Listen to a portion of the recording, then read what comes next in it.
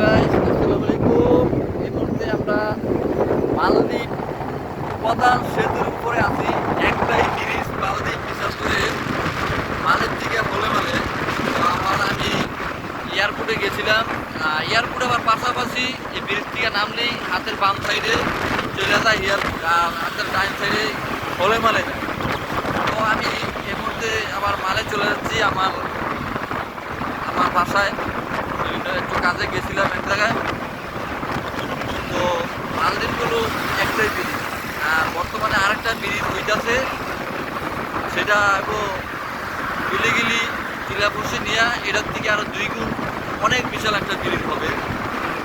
তো তখন এই দেশটা আরো অচল বছর হয়ে ব্যবসা বাণিজ্যের ক্ষেত্রে চিলাপুরে আরো অনেকটা মজা হবে, খুব একটা ভালো হবে।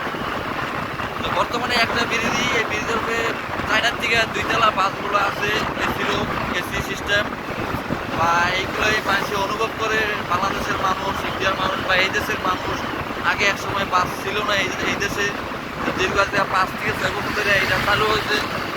ধরে একটা ফিল্ড কাজ করে আর কি, তারা বাস দিয়া যাতায়াত করে, খুব একটা ভালো লাগে।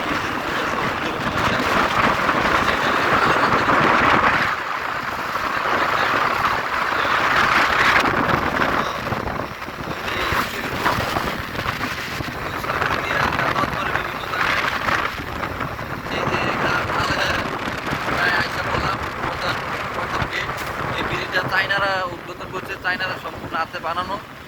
ওই যে উপরে দেখতেই পাচ্ছেন, চায়নারা সম্পূর্ণ যে গেটটা দেওয়া, তারা করে গেছিল 2016 সালে কাজ করছিল, 18 সালের দিকে প্রায় শেষ করছে, 19 সালের দিকে উদ্বোধন হয়েছে। আজকে এই পর্যন্ত, সবাইকে অসংখ্য ধন্যবাদ।